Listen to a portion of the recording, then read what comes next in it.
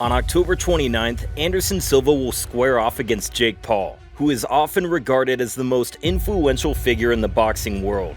Jake Paul, a former YouTuber whose career included a 2-season tenure as Dirk Mann on the Disney Channel show Bizaardvark, has emerged as one of the most divisive figures in the world of combat sports. Nevertheless, if he were to fight Silva, who would come out on top?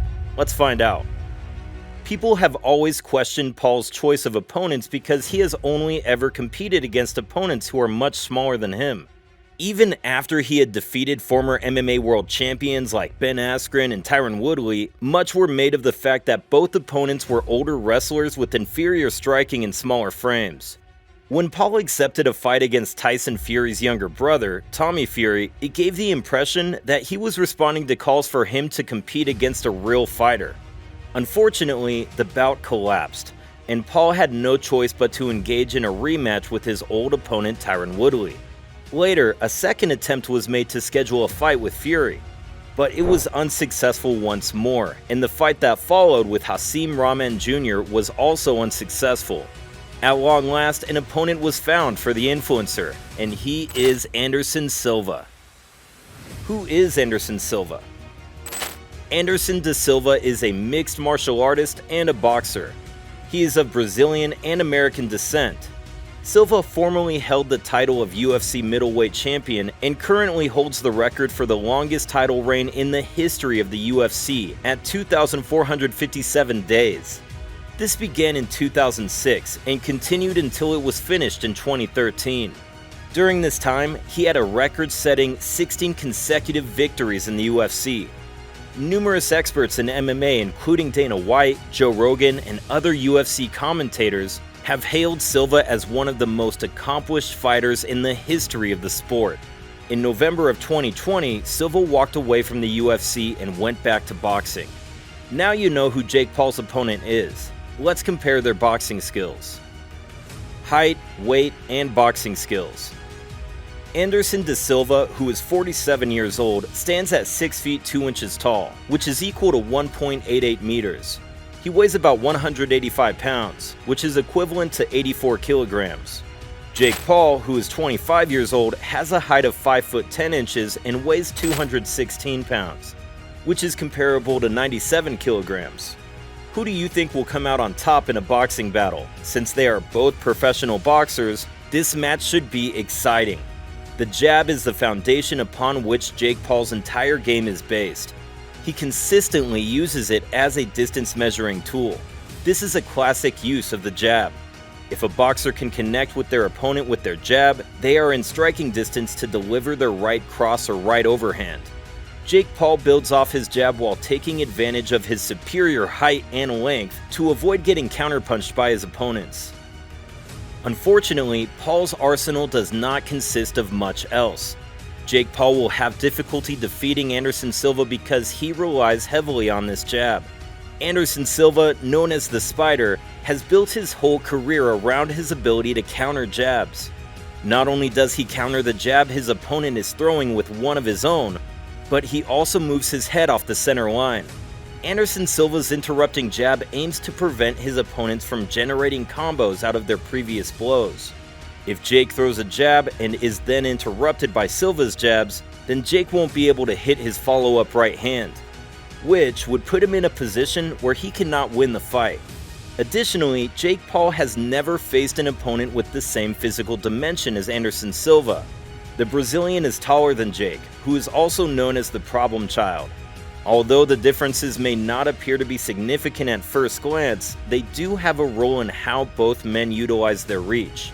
Being longer and taller than his opponents gives Jake Paul the advantage of being able to hit them without having to worry about them returning fire. On the other hand, Silva poses a different kind of danger. When he fights, he frequently keeps a considerable distance between himself and his opponent, which compels his opponent to attempt to get closer to him. In addition, he keeps his hands low when he fights and keeps his head exposed on purpose to trick his opponents into thinking that his chin is an easy target.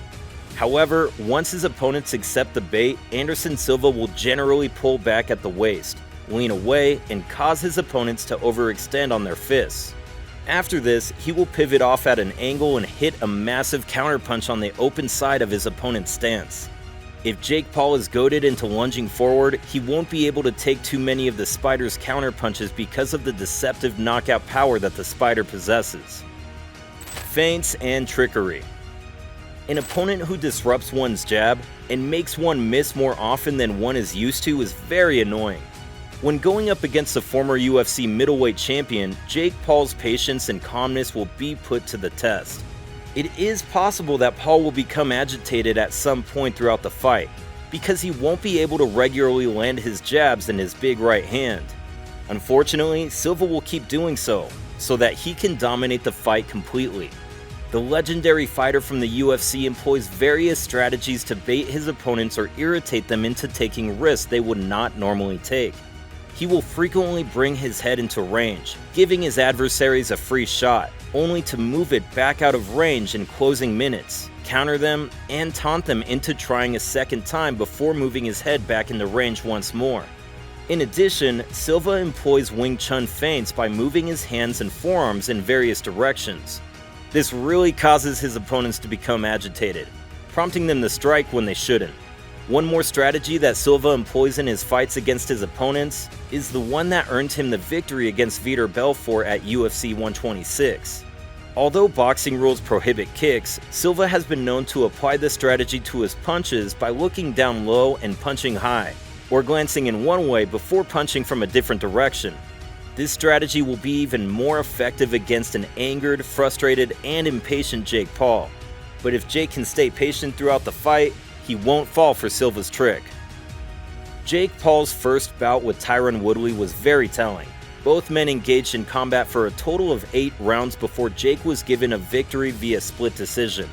However, the fact that Jake Paul is such a tremendous puncher does not come without a price. His cardio is poor. In the match with Woodley, he displayed clear signs of exhaustion. After he started to feel tired, the former YouTuber stopped putting his guard up and became more flat-footed, making him a target easier to hit and more stationary. This is not a good sign when competing against fighters like Anderson Silva. The Brazilian fighter has exceptional cardio because he has competed in numerous bouts throughout his career that lasted 5 rounds, each lasting 5 minutes, against opponents such as Damian Maia, Nick Diaz, Chael Sonnen, Michael Bisping, and Israel Adesanya, to mention just a few. If Paul spends the majority of the fight missing, overextending, and growing frustrated with his opponent, he will tire even quicker than usual, allowing Anderson Silva to completely take control of the fight against an exhausted opponent in an 8-round competition. Counterpunching. It is highly improbable that Jake Paul will outpoint a more experienced counterpuncher, who has mastered the art of managing the spacing between them. There is a considerable gap between Anderson Silva and Tyron Woodley regarding counterpunching.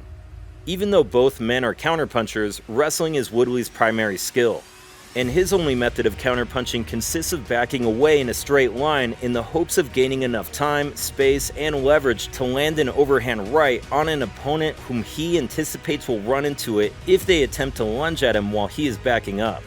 In addition, there is nothing else that the Chosen One performs for his counterpunching. While this is going on, the Spider will create holes for his counters by using feints, fancy footwork, and a vast arsenal of other techniques.